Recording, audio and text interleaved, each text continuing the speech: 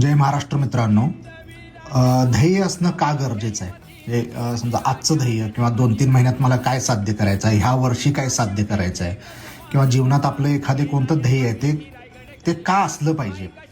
इथं हे वाक्य पहा. हे वाक्य वाचल्यानंतर आपल्याला लॉ ऑफ युनिव्हर्स समजू शकतो. कागद पेन घ्या आणि त्याच्यावरती आपल्या जीवनाचं कोणतं ध्येय आहे ते लिहून काढा.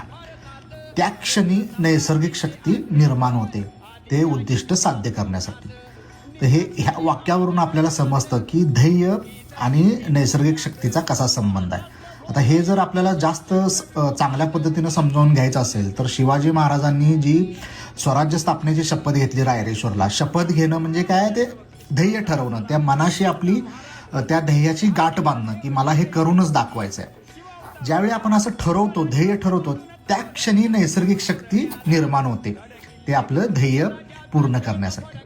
तर अशा पद्धतीनं हा आपल्याला लॉ ऑफ युनिव्हर्स समजून घ्यायला लागेल.